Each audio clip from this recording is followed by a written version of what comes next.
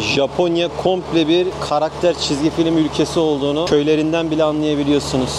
Balıklı tren yapmışlar ya. İlginç memleket Japonya. Gezmek için dünya üzerindeki en güzel ülkelerden arkadaşlar. Ufak ayrıntılar ama güzel. Güzel, insan mutlu hissediyor. Aha gidiyor. Balıklı otobüs, balıklı. Görüşürüz. Allah'a emanet olun. Hazır gelmişken İninci'nin top bile oynamadığı bu yerde bir de tuvaletleri göstermek istiyorum da bir abi vardı içeride. Bakın. Tuvaletlerden bir tanesi arkadaşlar. Köydeyiz ya. Şampuan koymuşlar. Şampuan diyorum. O kadar alışık değilim. Sabun. Gujo Hachiman yerimizi bitiriyoruz. Hedefimiz Takayama. Şimdi buradan Takayama'ya direkt giden otobüs için yaklaşık bir 2 kilometre yürümeniz lazım. Gujo Hachiman Interchange diye bir yerde. Zaten Google'a yazdığınızda Takayama istasyonunu size gösterecek. 2400 yen kişi başı. 2 kişi 4800 yene. Buradan 1,5 saat sürecek. Ben bunların hepsini video altında açıklama kısmında paylaşacağım. Nereden nasıl gittik diye. Tam bir rehber videosu. Türkçe rehber videosu arkadaşlar. Yani bu hazine. Vallahi hazine. Kırsalın olduğu yer güzel. Ama yaşar mısın Cemkun diye soracak olursanız burada yaşamam. Burada yaşamam da biz şuraya nasıl gideceğiz arkadaş? Ulan Atmaca, sen bana Shimano Mikaido'da saldırmıştın. Gel lan gel. Gel de göstereyim gününü. Çıkarıp şöyle bir vuracağım ona. Oğlum vallahi geliyor lan. Çık. Lan. Uy. Lan yürü lan yürü. Oğlum bu ne? Lan bayağı yaklaştı. Lan bayağı yaklaştı. Vallahi yaklaştı. Dilimden mi anladı? Ne oldu? Bunlar da mı Türkçe biliyor? Vallahi peşimde. Vallahi peşimde. Bak. Ya saldıracak bu ya. Saldıracak bu. Oğlum ben nasıl geçeceğim buradan? Uzaklaştı. Uzaklaştı abi, ben gidiyorum. Kore Tabun Eagle Canay. Bunlar tehlikeli arkadaşlar. Bana bisiklet üstünde yem muamelesi yaptı, saldırdı. Hala balık tutmaya çalışıyorlar ya. Abi kamp kurmuş buraya. Bütün gün suyun içindeler. Bu arada burada taksi de göremedik. İlla arayacağım, vuracağım, bir şekilde sana gelecekler de gerek yok. Şuraya kadar yürüyeceğiz. Japonya'nın yollarında yürümeyi çok seviyorum. Ben bisiklet turuna çıkmadan önce bu Shikoku Adası'nda 88 tapınağı gezerek hac ziyaretini yapma düşüncem vardı. Ben bir yola bak. Anlaşabileceğiniz birini bulduğunuz sürece evlenmenin bir sakıncası yok. Hayatını birleştirmenin bir sakıncası yok. Birkaç sene sonra neredeyse hayatımın yarısında canımın içi olmuş olacak. Biraz uzun bir süredir bizim birlikteliğimiz var. İleride yaparız. Videolara katacağım. Çok dile getirmiyorum ama buranın ayrı bir big kamerası, Yodobashi kamerası şu Edon. Daha böyle kırsal yerlerde de bir Hintli abi gelmiş buraya dükkan açmış ya. Japonlar köri çok seviyor, köriyi. Hint yemeklerini seviyorlar. Bu da yapılar çok güzel ya. Şu dağların yapısı var ya, yaradan özene bözene yaratmış. Gerçek değil gibi. Oynamıyor zaten uzaktan bakılınca ağaçlar rüzgarda.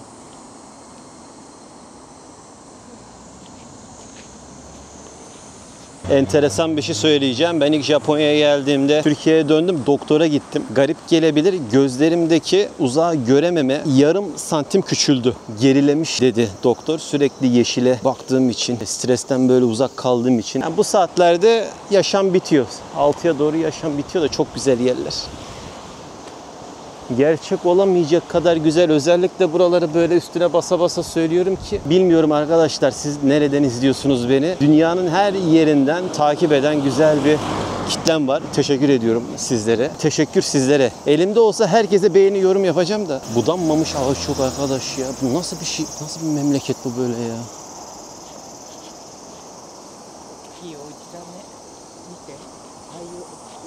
Japonya küçük ayrıntılar ülkesi. Her yerinde ufak ayrıntılar var.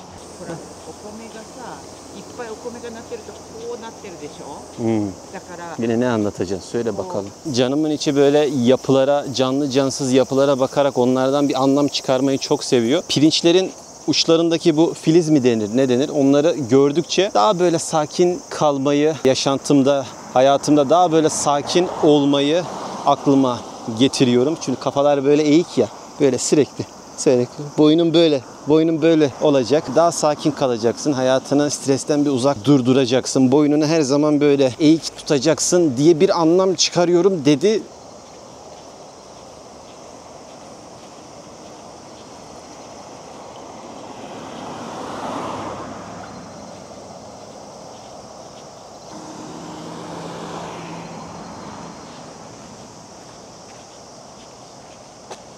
Bisikletle Japonya'yı gezerken belli bir kilometreden sonra demiştim ki Japonya aslında modern bir köy. Gerçekten böyle bir ülkeyi iyice anlamak için oranın köylerine, kasabalarına, içlere doğru seyahat etmek gerekiyor.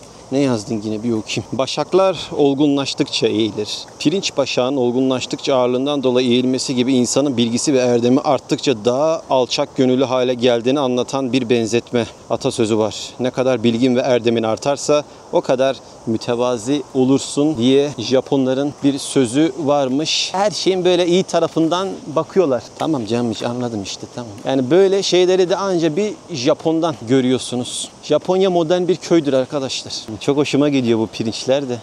Oradan döneceğiz. Yürüdük zaten daha. Nereye gideceğiz arkadaş?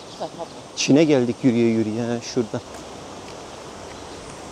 İnşallah bu düşündüğüm gibi merdiven değildir. Yeter lan. Nereye çıkıyoruz böyle? Günün bittiğini haber veren şarkı çalıyor. Daha ne kadar çıkacağız? Kaç kat daha çıkacağız? Yaşa. İç. Ni. San. Yanlış gelmişiz. Karşısıymış. Alhamdulillah. Ulan yol da yok. Nereden? Otobandan Şener Şen gibi koşayım mı? Nereden gideyim?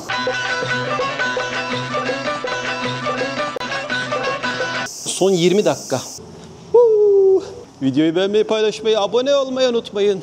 Oradan bir ton yol geldik. Geldiğimiz yeri geri döndük. Buranın altından, otobanın altından çıkıyoruz.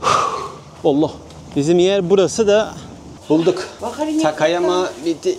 2400. Evet, bu bizim ödeyeceğimiz 76 kilometre. Allah, bilmiyorum buralara yolunuz düşer mi? Bizim gibi böyle yol yürür müsünüz? Otobüs alır mısınız da? Arkadaşlar şu tarafa giderseniz bilin ki otobüs oradan gitmiyor Takayama için. Rota, Google'da göstermeyen rotayı. Ben burayı kaydedeyim ya. Dur, lazım olur. Abi Japonlar boş yere zaten otobüs durağı koymaz buraya. Biraz zor ama bir şekilde bulundu. Geldiğimiz yere bak ya. Araba bile geçmiyor ya. Bir tane gidiyor. Arkamı bir döndüm, hemen onigirisini çıkarmış yemiş ya.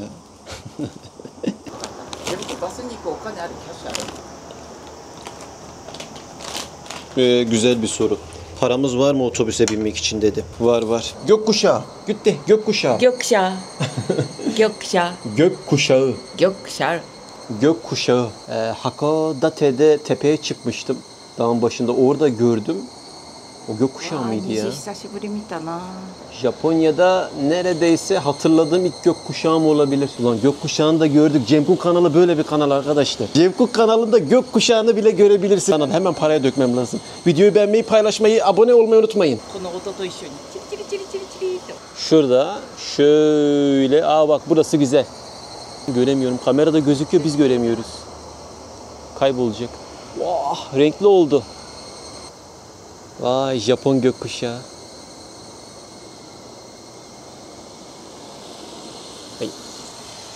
Gökkuşağını da gördük arkadaşlar Japonya'da. İlklerin kanalı, Cemkung kanalı. Japon gökkuşağı. Yabancıda bile bulamazsın. Otobüs gelmiyor mu? Ne o? Ulan canımın içini Spiderman kaptı. Yaşa. Yolu buralara düşen olursa, bu durağa düşen olursa kulaklarımı çınlatsın. Video altına yorumlarınızı yazın arkadaşlar. Burada ne oluyor? Sürekli polis gidiyor ya. Galiba başbakan geçiyor buradan. Bu istasyonun adını yazıp da bulmaya çalışmayın, bulamıyorsunuz. Ben özellikle kaybolduğumuz için açıklama kısmına lokasyonu, bunun nerede olduğunu paylaşacağım.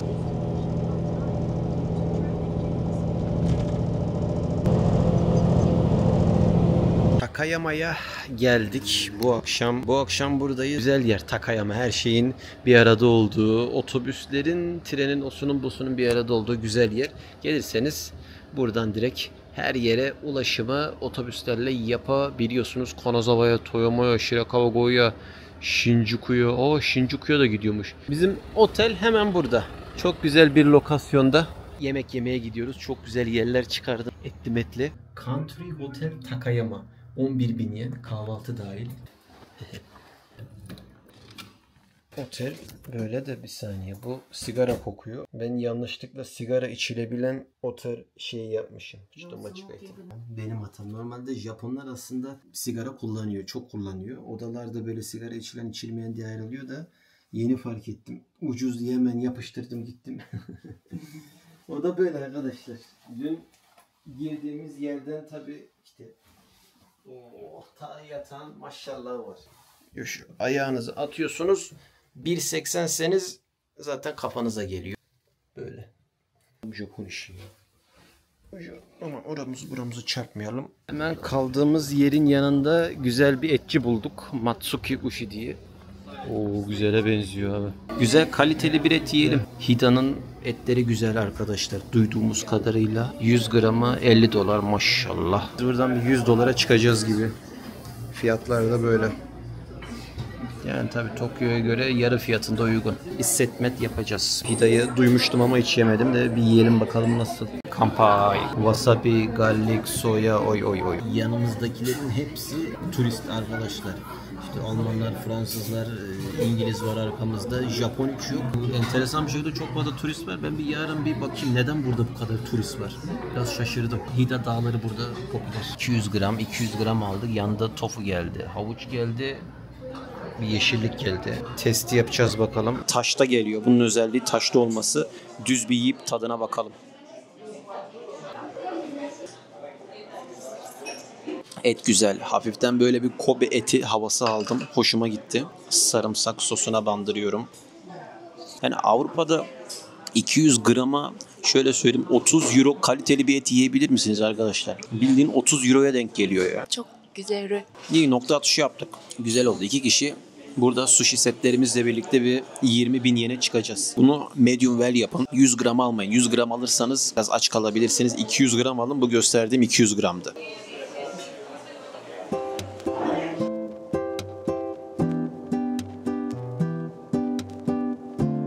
Biz et yemiyormuşuz. Japonya'da genelde kaliteye para veriyorsunuz. Yani 1 dolara da bir şey yiyorsun, 1000 dolara da yiyorsun. Genel olarak böyle bir şey var memlekette. Ama 1 dolara yediğin şeyin kalitesi de öyle çok kötü değil. Güzel sayılır. Bence imkanınız varsa gelip burada bir kereye mahsus Kobe eti. Wagyu eti zaten yiyin. Daha uygun oluyor. Kobe eti bence kesinlikle deneyin. Bir kereye mahsus. Bir 200-300 doları gözden çıkarın. O eti böyle doya yiyin bandıra. Sarımsağına, wasabisine. Sushi seti söyledik. Yumurta, zencefil, yengeç, balık yumurtası, wagyu, karides, tuna geldi. Yellowtail, sarı kuyruk. O somon, tuna maşallah akıyor bu akşam. Ama şöyle bir şey var. Miso çorbasını sonradan getirdiler. Miso çorba da önden gelir. Yani o kadar Kobe eti yemişliğim var. Orada bir hata oldu. Bir de bence bu sushi'yi önceden getirmeleri lazımdı. Önden bir yiyelim ondan sonra ete geçelim. Eti yedikten sonra insan doyuyor çünkü. Neyden tadına bakayım. Şunu bir yiyorum. Zencefili bol tüketin arkadaşlar. Turşusunu yapın. Ve bu tür şeyleri hastalanmadan önce yiyin ki yaşam ömrünüz uzasın. Kriterim şöyle, şimdi Japonya'yı neredeyse baştan sona gezen biri olarak çoğu yerinde yemek yediğim için tatlara kıyaslama yapabiliyorum. Puan verebiliyorum. Et güzeldi. Eti 10 üzerinden böyle 7 verebilirim. Gördüğünüz yemeklerin hepsi 21.150 yen tuttu. Bara gidelim bir kokteyl mi içelim? Şu kokteyli sorular. Takayama şehri böyle bir yer. Sabahın 7'si. Otelleri de uygun ucuz arkadaşlar. Bu Takayama aklınızda olsun. Kalabilirsiniz. Diğer yerler pahalı çünkü köyler, kasabalar. Çantalarımızı Coinlockera bıraktık. Bütün gün duracak burada. 700 yen. Bayağı da büyük çantaları da bırakabiliyorsunuz. 7 dolara 8 dolara gelip buradan şunu çekin kapatın, buradan nakit ödeme yapılabiliyor. Takayama istasyonu ve çevresini sevdik. Burası tren istasyonu, burası da hemen otobüs istasyonu. Bizim kaldığımız yerde burası. Kompakt, her şeyin iç içe olduğu bir yer. Bu kadar turistin gelmesinin sebebi, şimdi burada Hida Dağı var. Hida Dağı'na Almanlar, Fransızlar, Ruslar çok gördük. İspanyollar geliyor. Bu kadar beklemiyordum ben açıkçası. Buralar hep trekking. Dağlara çıkıyorlar. Burada Hida Dağı bayağı popüler, güzel bir dağ. Ben de biliyordum ama bu kadar turistin burayı bulacağını tahmin etmiyordum. Etrafta böyle Shirakawa-go'ya giden var. Kamikochi'ye giden var. İşte Matsumoto. Biz bugün öyle yapacağız. Tokyo'ya gitmek için. Burayı ana yer olarak alıyorlar. Bir de oteller ucuz burada. Arkadaşlar aklınızda olsun. Sabah pazarına gidiyoruz. Takayama geçti basıyor. Merhaba. Canımın içi ne yapıyor? Eczaneymiş. スペインの人も多いのかな。なかなかスペイン語でしょ一番5番目ね。スペイン語で書かれてることなんかない。 İspanyolca mı Portekizce mi? Şuradan bir dönelim. Galiba ben böyle İspanyolca tanıtıma çok denk gelmedim Japonya'da. İspanyolca sokak aralarında tanıtımlar var. Belki Portekizce de olabilir. Emin değilim. Ya İspanyolca ya Portekizce ama ikisinden biri. Video beam. Abone olun. Abone olun. Abone olun. Kyoto. Küçük Kyoto gibi. Buraların koruyucusu olması lazım bu. Miyagawa Morning Market. Miyagawa'nın sabah pazarı. Geldik. Burası 12'ye kadar açık arkadaşlar. Ana Daikokuten mi var burada? Sen şans tanrısı. Beni şans tanrısıyla çeksene burada. Elindekini salladıkça böyle şans veriyor. 7 şans tanrısından, Budist şans tanrısından bir tanesi. Cemkun'la beraber Japonya'yı gezmek isterseniz rehberli turlarda bu tarihle alakalı bayağı bilgi veriyorum. Devam edelim. Miyagawa sabah pazarına gelmeden önce burada bir sabah doğası ediyorsunuz. Abdest alıyorsunuz. Öyle giriyorsunuz. Japonya'nın yerlileri neler satıyorlarmış. Kastamonu Taşköprü sarımsağı. Domatesler genel olarak Japonya'da bu kadar kırmızı güzel de burada tabii doğal organik balık yemi alacağım.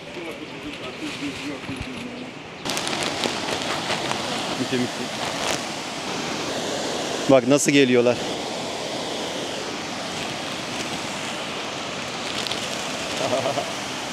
Güzel pazarı sevdim. Güzel kompakt bir pazar. Japonya genel olarak kompakt. Made in Japan. Sake'yi de özellikle böyle ağzına kadar dolduruyorlar, taşırıyorlar. Bereket anlamına geliyor. 2200 yani 13 dolara falan geliyor. Japonya ayrıca seramikte inanılmaz bir yerde. Arkadaşlar inanılmaz bir seramik kültürü var. Kaseler alabiliyorsunuz. Benim Kanazawa videoma bakın. Orada İmparatora ders veren abiden çanak çömlek yapmıştık. Ticaretle uğraşan, çiftçilikle uğraşan ailelerde gördüm. Kim yapıyorsa bu sarımsak bu arada. Sarımsaktaki açıklamaya bakar mısınız? İsmi yazılı. Burada da ne şekilde topladıklarını, kimin topladığını hepsini gösteriyor. Küçük bir alan, şu kadarcık bir alan ama 4 dolara satıyorlar. 4 tane sarımsağı. İşini ne kadar güzel yapıyorlar. Buralarda çok bal arısı, eşek arısı tarzı bayağı bir şey gördük de şu kadarcık bir şey binyen ya. %100 saf balmış. Buraya kadar gelmişiz, bir almak lazım. Biraz önce söylediğim olay kim yapıyorsa hepsi açıklamasıyla birlikte var. Konnichiwa. Konnichiwa.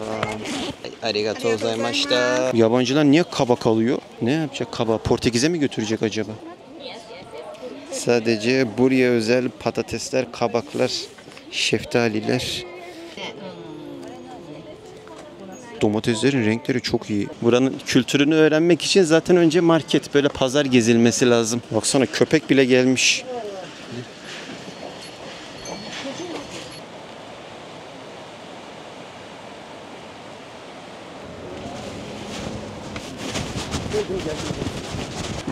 Poster satıyorlar. Sadece bunu alıyorsun.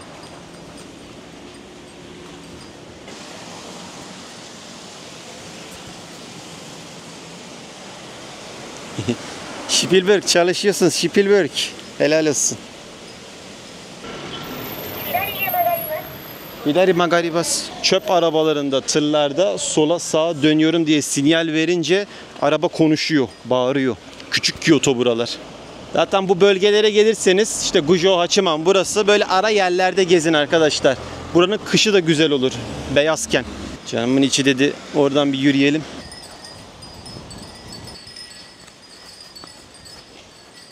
Eski dönem Japon filmlerindeymiş gibi hissediyorsunuz bu evlerin arasında yürürken. Buradaki çoğu yer restore edilmiş arkadaşlar. Bir bakıyorum. Restoran, hediyelik eşya, restoran. yerleri diye geçiyor. Sedir ağacından yapılıyor. Sakabayashi ya da sugidama diye geçiyor. Top küre anlamına geliyormuş. Sugidama, sake üreticilerinin dükkanlarının veya imalathanelerinin önüne asılıyormuş. Yeni sake yapımı başladığında yeşil sedir yapraklarından yapılmış bir sugidama asılır. Zamanla kuruyup kahverengiye döner. Bu renk değişimi aynı zamanda sake'nin olgunlaştığını ve içime hazır hale geldiğini gösterir. Şansın ve uğurun simgesidir. Yani böyle bir yer görürseniz bilin ki sake yapım yerleriyle alakalı bir şey arkadaşlar. Ne güzel ya. Her evden böyle şıngır şıngır ses geliyor. Bu koşan abi çöpleri toplayan abi. Kutuların içlerinde çöpler var. Abi çöp arabasının şekline bakar mısınız ya? Oyuncak gibi. Abi çöpleri almak için evin içine giriyor. Arabanın temizliğine bakın ya. Çöp arabası bu. Böyle dağlara kadar gidiyor bu ya. Pirinç balyası, sakelerin saklandığı kutular. Burası içim noktası galiba. Bu da sigara yeri olması lazım. Kapalı şu anda. Kanazawa'ya benziyor arkadaşlar buralar. Her yerinden bir şey çıkıyor ya. Memlekete bak. Yazın çok festival oluyor Japonya'nın her yerinde. Tanabata bu Temmuz ayında olan bir festival de insanlar da el birliğiyle güzel bir hale getiriyor buraları. Çok güzel ya. Hokkaido'ya taşınırsa çiftliğin önüne koyacağım bunu. Çiftlik ineğin olduğu yere. Caz festivali. Adamlar küçücük bir yerde caz festivali yapmış. Bitmiş tabii. Kaldırmamış ama görüntüsü bile güzel. Tanabata'nın temelinde Vega ve Altair yıldızlarını temsil eden iki aşığın hikayesi vardır. Orihima ile Hikoboshi gökyüzünde birbirlerine aşık olur. Ancak aşklarına kaptırınca görevlerini ihmal ederler. Tanrı onları Samanyolu ile ayırır. Yılda sadece bir gün, 7. ayın 7. gecesi bir araya gelmelerine izin verir. O gün hava açıksa buluşabileceklerine inanılır. Yağmur yağarsa yıldızlar birbirini göremezmiş. İnsanlar rengarenk kağıtlara dileklerini yazar ve bambu dallarını asar. Bu bambular süslenir, şehrin çeşitli yerlerinde sergilenir. Özellikle Sendai ve Hiratsuka, Kanagawa'da oluyor. Bu şehirlerde dev süslemeler ve törenler yapılıyor. Güzel. Küçük ayrıntıların memleketi Japonya'da turumuz devam ediyor. Rastgele bir mağazaya girdik. Şarkıları çok güzel ya. Renşişimiz. Şöyle. Muzukashi nasıl çalınıyor bilmiyorum. Ha, konnichiwa. Konnichiwa. Kyomi arimasu demo wakaranai. Nasıl çalınıyor? Atsıyım. Atsıyım. でフルートやって音が長く出るようになってから、フーってここでね、ふーってさっきずっとふーすぐ言ってるでしょ。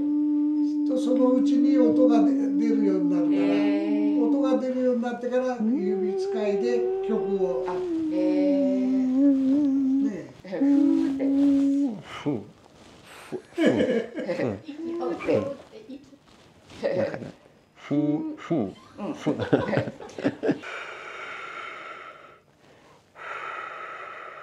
誰でも最初のうちは音が出ないのね。 Ama tekniği bilmiyorum.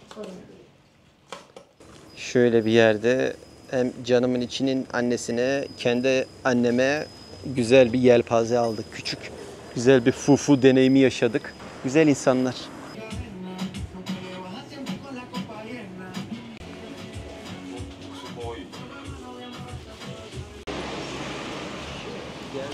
Showa Müzesi'ne geldik. Girişimizi yaptık. Hemen buraya bir ismimizi yazalım. Tebeşirle Cem Kunvazir.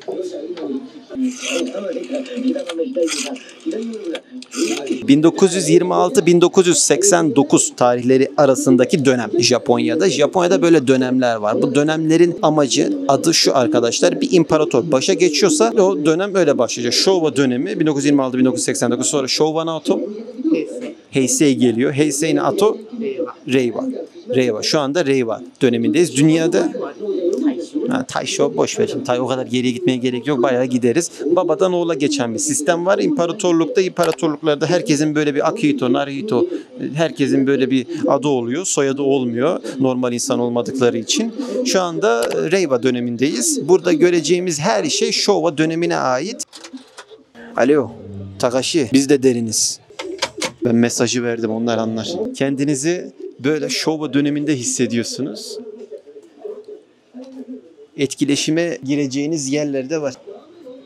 Sabah Japonları dimdik ayağa kaldıran içecek. Olimposlar, Nikonlar, eski dönemin Daikokutenleri, ana Gandalf bile var.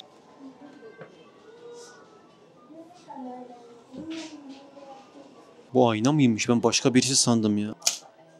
298 yen. Ichiban no kakasama, Ichiban no kakasama, gohayaku yen onegai shimasu, koyaku yarimasu, gohayaku. Hay.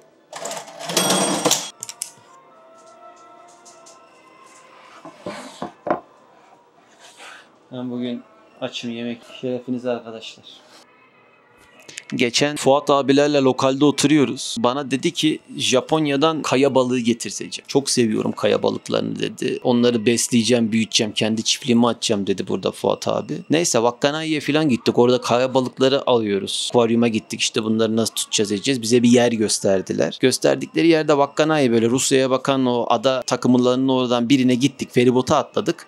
Yolun yarısında durduk, kaya balığı işte dalıyoruz böyle. Kayaların orada balık arıyoruz abi. Neyse girdim, yüzüyorum. Sonra kafayı bir kaldırdım, Putin çıktı karşıma. Dedi sen ne yapıyorsun? Ben dedim sen ne yapıyorsun? Burası Rusya sınırı dedi. Bizi aldılar oradan hemen Sakhalin adalarına götürdüler. Abi biz bir ay orada hapis yattık. Bir aydan sonra Wakkanai'den sonra döndük. Hızlı trenle Hakadote yaptım. Sonra Tokyo'ya döndüm. Takashi abi bize bir tane daha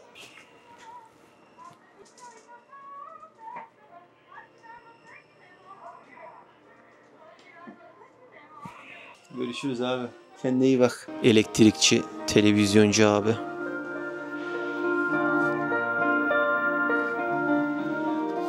Küçük buzdolapları, kurutma makineleri, plaklar, telsizler, Sanyo, National, Panasonic. Vay.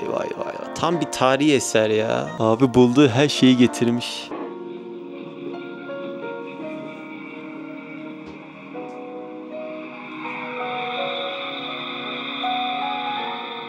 Eski dönemde böyle koyuyordunuz kurutmak için.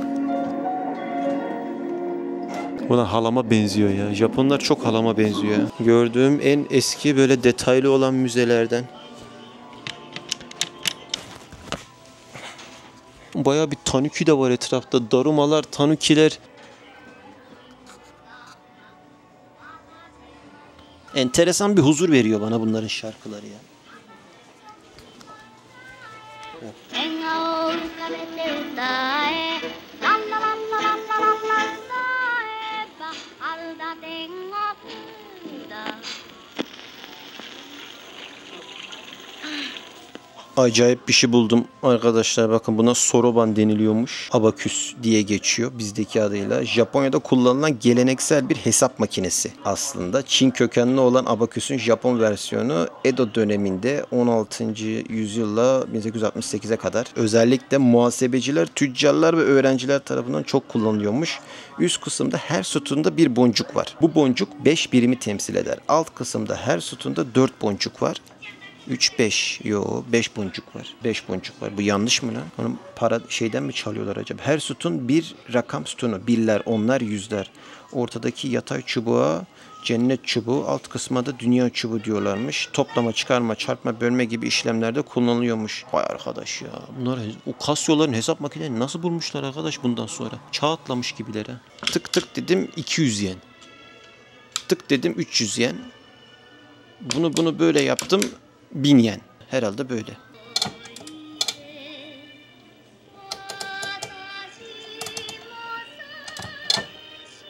Ne kadar çok şey var ya. Eski dönemin beslenme çantasına bakın ya. Bu ne? Power Rangers mı? Vallahi Power Rangers bile var. Vay. Güzel bir tur oluyor ya. İyi ki gelmişim buraya. Meraklıydım biraz Japonya'nın eski dönemine. Hastane. Araba bile var. Showa döneminden kalma bir hastane. Vay.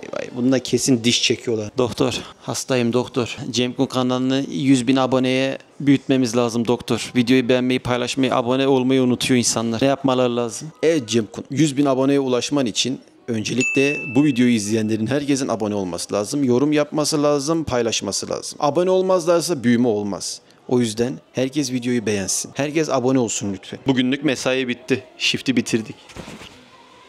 Eşim şurada bir şey gösterdi. Hapları şunun içerisine koyup kırıyorlarmış. Hala varmış. Hastanede yapıyoruz dedi. Japonlar geleneklerine bağlı. Güzel, her şeyi düşünmüşler. Bence 1200 yene göre bayağı parasını çıkarıyor arkadaşlar.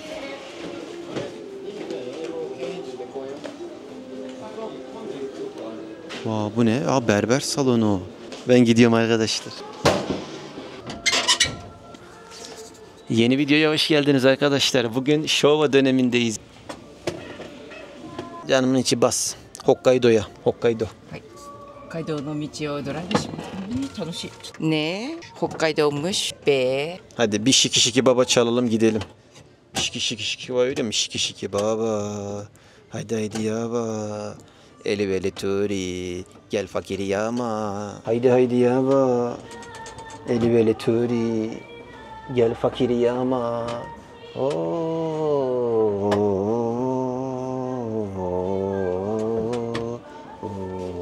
Ben bu şarkıyı niye biliyorum ya? Hokkaido'ya gidiyoruz. Ne yapıyorsun? Atla arabaya. どこの人？ Hokkaido. え？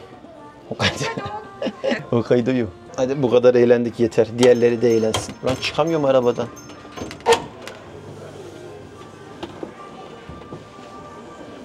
Hokkaido'ya geldik, berbere gel. Usta beni Hokkaido tıraşı yap.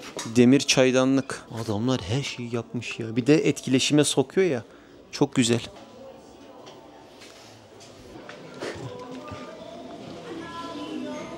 Bir üst katı daha var. Bir çıkalım bakalım. Vay, yukarısı da büyük. Eskiden oynardım Atari'de. Güzel güzel, burayı sevdim. Japon sınıfı bile var.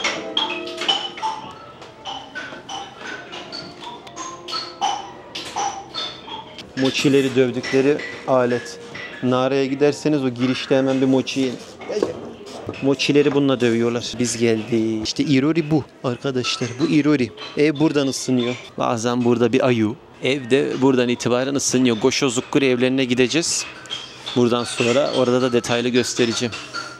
Güzel ya. Sana bir söyleyeyim mi? Benim Japonya'da gezdiğim bu denli interaktif bir müze yok. Burada banyo yapıyorlarmış. Burası da mutfak. Goju Hachiman'da görmüştüm. Şöyle yıkanıyorlar içeride. Onsen gibi. Thank you. İsmimi yazacağım, namayı.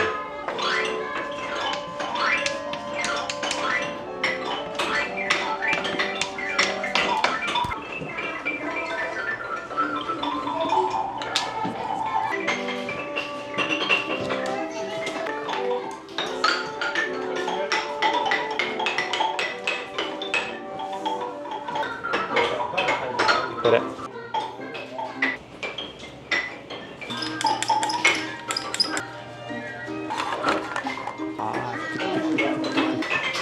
Eski dönemde çocukların yemekleri bunlarmış. Pilav, turşu, yumurta. Okulda olan yemeklerden çok gürültü yapıyor da çocuklar. Biz başka yere geçelim.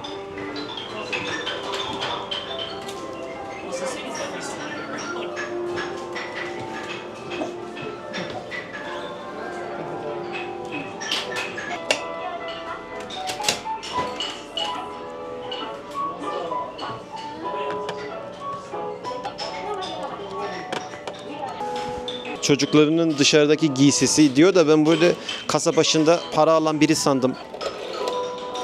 Maşı maşı. Köşedeki Showa Müzesi'ne 2 tane Adana. Acil. 2 tane de şalgam. Heisei döneminin imparatorunun gençlik hali. Telefonları Docomo, Dijital, Docomo, NTT, Docomo. Bizde nasıl eskiden böyle kapaklı tuşlu telefonlar vardı. Japonlarınki de ülke içinde böyleymiş Showa döneminde. Oo, 1971 Totsun.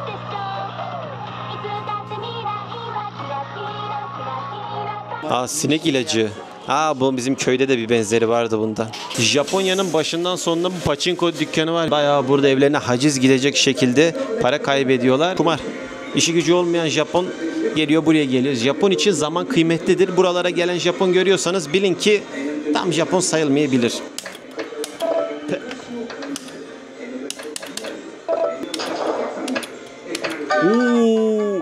Evet, Showa Müzesi'ni bitirdik. Güzeldi. Bayağı vakit geçirdik. Biz biraz hızlı yapmamıza rağmen neredeyse 2 saat boyunca bu güzel Takayama'nın merkezinde olan müzedeydik. Yolunuz buraya düşerse 1200 yen kişi başı.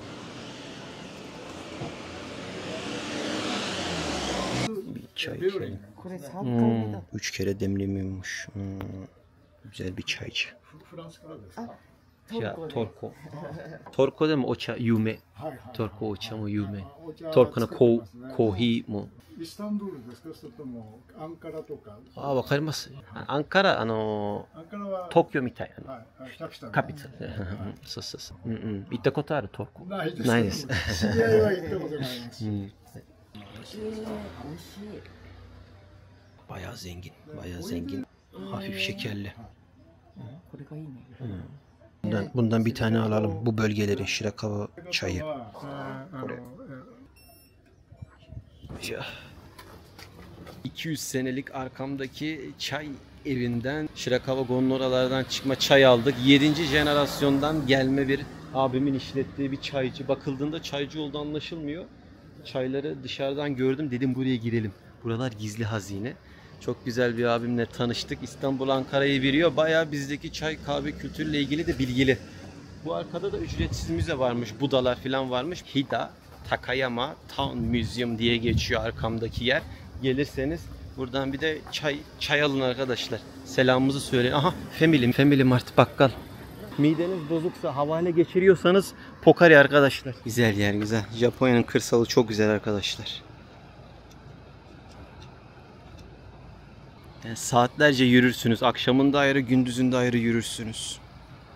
Otobüs istasyonuna geldik. Bir önceden biletimizi alalım. Büyük ihtimal biz bu Matsumoto'dan buradan gideceğiz. 14.50'de var. Kanazawa'ya, Toyomo'ya, Shirakawa Go'ya, Shinjuku'ya, Kyoto'ya, Osaka'ya, Gifu'ya. Maşallah her yere gidiyor. Ana, buradan da biletler alınıyor. Ne güzel, İngilizce de var.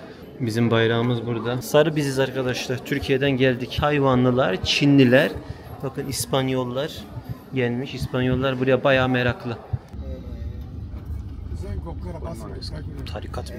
İleride bir yer var da böyle tarikat binası gibi.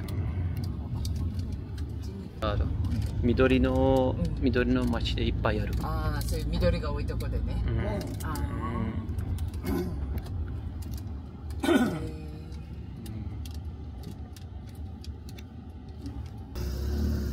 Dağlara çıktık yine.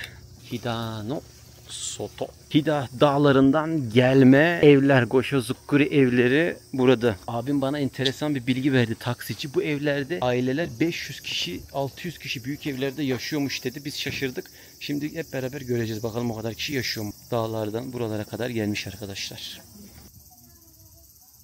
700 yen bir giriş var. Manzara mükemmel, canımın içi. Ben seni boş yere getirmem. Açıklama kısmında buranın lokasyonunu paylaşacağım. Sazan balıkları. Nasıl gezdin? Bunlar ücretsiz mi?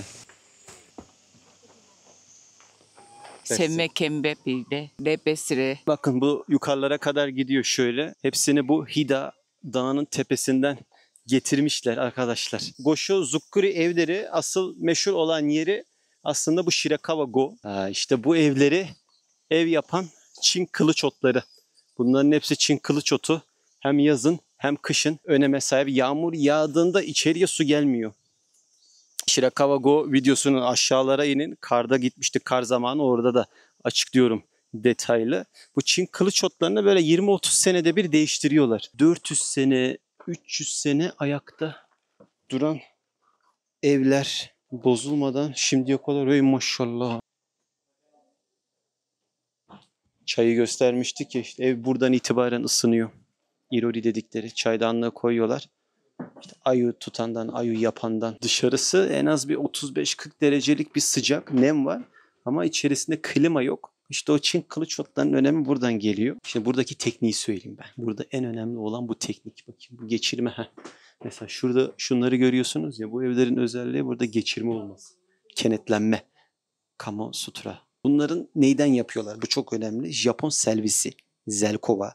Çoğu tapınakta genelde bu kara çamları, zelkovaları, Japon kara çamlarını çok kullanıyorlar. Miyadaiko bu tapınakları yapan eski dönemin usta marangozları. Ya köy marangozları. İpek böceği yetiştiriciliği yapılıyor burada. Genelde bu gaşozukuri evlerinde böyle bir düzen var. Taksici abi dedi ki bu evlerde 500 kişi aynı anda yaşıyor. Biz dedik abi şaka yapmıyorsun diye soramadık da Japon şaka yapmaz çünkü. Bu ev biraz küçük. Yukarıda ipek böceği yetiştiriciliği var. Bunları nereden bulmuşlar mesela? Benim merak ettiğim şu. Kim bulmuş zamanında bu ağacın bu kadar 400 sene ayakta kalacağını kim bulmuş? Nasıl nemli bir ortamda ayakta kalıyor? Mühendislik var. Ben bunu merak ettiğim için öğrendim. Size de anlatacağım. Yani 1.80'im, kafayı çarpıyorum. Oo, buradan da yol var. Labirent gibi ev yapmışlar ya. Bak Sakura teyzeme bak. Çivi çakmadan nasıl bu zamana kadar bunlar ayakta kalıyor. Japon selvisi, zelkova ağacı, Japon karaçamı, Japon sediri. Bunlar Japonya'da çok bulunan ağaçlar ve sağlam ağaçlar. Şimdi bunları ilk bulan insanlar aslında böyle milattan önce 1400'e kadar gidiyor. Bunları suyun içlerine koyuyorlarmış. Suyun içlerinde deniyorlarmış bunları. Çürüyor mu, ne oluyor? Çünkü aşırı bir burada bir nem var. Bir süre sonra buluyorlar. Bunların içerisinde bir reçine var. En eski yerleşimlerden biri olan Jomon dönemi milattan önce 14 ile 300'de ahşap işçiliği vardı. Fakat sistem daha oluşmamıştı. En belirgin dönüm noktası hinoki ağacının kullanılmasıyla ortaya çıkmış. Bak bakayım, yaşlı köy yapılarında bazı ağaçların çatlamadan, böceklenmeden 50-100 yıl yaşadıklarını fark etmişler. Samura evlerine, zenginlerin evlerine geliyor. Daha sonra kalelere geliyor. Evet, ilk çıktığı yer. Emin olmak için bilgilerime baktım. Japon servisinde nem ortamında bile ahşabın bozulmadığını gözlemlemişler. Reçine küf oluşumunda baskıladığı için bunca sene ayakta kalıyormuş. Yalnız buradan inçik var ya, bayağı yorucu. Kırsalı ve bu evlerin uyumu mükemmel. Göze çok iyi geliyor. Dünyanın başka yerinde böyle doğasını bozmadan yaşayan bir yer var mı bilmiyorum ama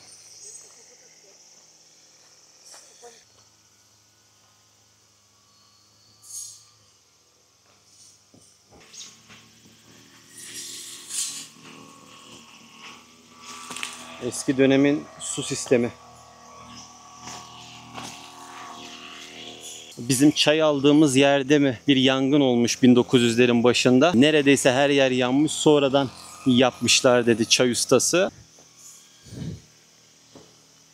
Evlilik yeri diyor. Yüzlerce kişi yaşadığı için seremoniler de bir hayli fazla oluyor evlilik için. 4 gün 4 gece seremoni varmış buralarda. O dönemlerden gelme bir kıyafet. Klasik evin ortasında irori. Abi kolay gelsin abi.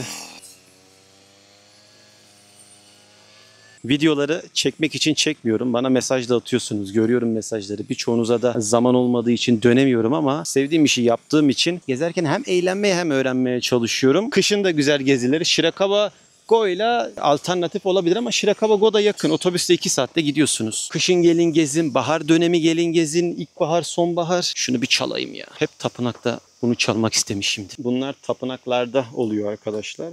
Ruhsal uyanış ve saflaşmanın önemli bir parçası. Yılbaşında bunlar 108 kere çalınıyor. Bu bronz çanların arkadaşlar şöyle bir Budist inancında işlevi var. Ben bir anlatayım da.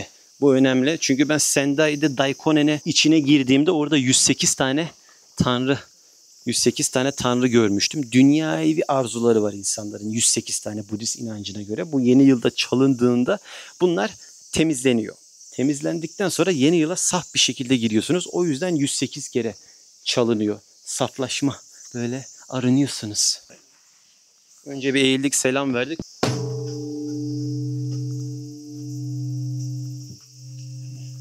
Şöyle duamızı ettik. Şöyle bir. Buraya gelirseniz bu ritüeli yapın. Duanızı edin. Önemli. Dağlardan nasıl bu ağaçları getirdiklerini de koymuşlar. Sırtlamışlar tabii. Kızak. Ağaçtan kızak yapmışlar. Burada hepsini sergiliyorlar. Taşı nasıl getirmişler? At çekiyor burada. Atlarla kızak yapmışlar. Yağlıya yağlıya getirmişler. Ağaçların içerisinden böyle yağ tarzı bir şey çıkıyormuş.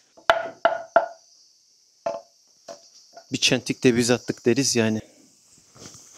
Dağlar. Ey yüce Japon dağları. Japon Alpleri. Hida dağları. Sen mi büyüksün ben mi? Tabii ki de sen büyüksün. Japonya'da dağlarında bilmem kaç dönümlük arazide Türkçe içerikler yapacağım hayvanlarla. Misafirler gelecek. Türkiye'den misafirlerim gelecek. İmparatoru bile ağırlamayı düşünüyorum. Gelir, vallahi gelir.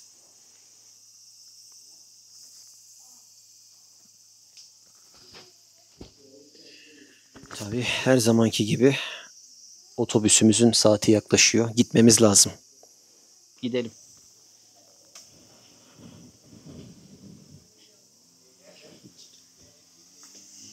Bu vahşilerden Japon kağıtları güneşi dışarıdan içeriye güzel alıyor.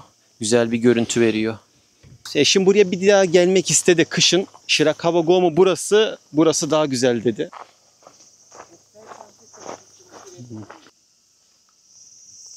Abi işini biliyor adamlar. Geldik, gördük, gidiyoruz. Her şey tadında, kararında güzel. Ben bilmiyor muyum Goshozukuri'nin içerisinde 2 saat o tatamide yatmayı. Ama zaman. Benim için zaman. Hemen yapayım, yaşanayım, olsun, bitsin.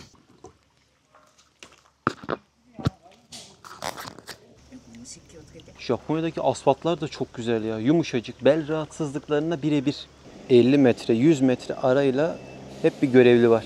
İş güvenliği dünya üzerinde en sıkı olan milletlerden. Abi kolay gelsin. Neye göre şeridi çekiyor ya? Ha, ekranında bir şey var. Ekranında bir şey var. O hizadan gidiyor.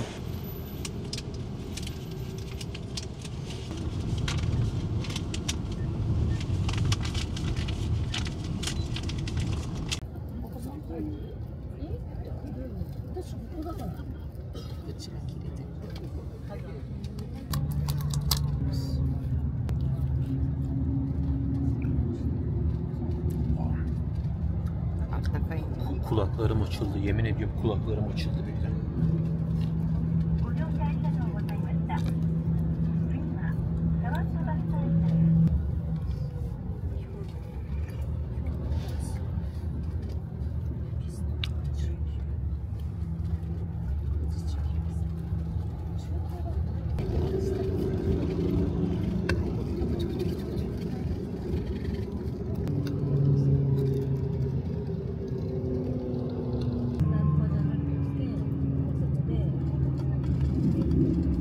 Japonlar sırt çantasını almış.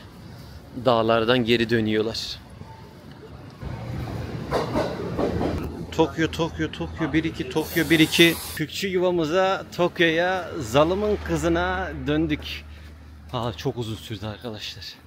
2,5 saat otobüs, 2 saat tren derken 5 saat. Bir videonun daha sonuna geldik. Burada başladık, burada bitiriyoruz. Kürkçü yuvamıza, mahallemize geri döndük. İyi gezdik. Bir de harcadığım parayı söyleyecektim, onu unuttum. Tamına $1000. 3 gün için yol masrafı, hızlı treni, yemesi, içmesi, ıvır zıvır, hediyelik eşyası, videoda gördükleriniz bu seri boyunca tamına buranın parasına göre işte 140.000 yen civarı bir şey diyor. Aldığımızı aldık, yediğimizi yedik, gördüğünüz gibi. Bir şeyden kısmadım açıkçası. Gerektiğinde taksiye bindik, gerektiğinde yürüdük, tabanvay yaptık, güzel etlerimizi yedik. Hızlı trene bindik, otobüse bindik, her şeyi yaptık. Cemkur rehberliğinde. Benimle birlikte Japonya gezmek isterseniz de alttan ulaşabilirsiniz. Görüşmek üzere. Abone olun. Hemen çabuk. Bugünlük mesai bitti. Shift'i bitirdik.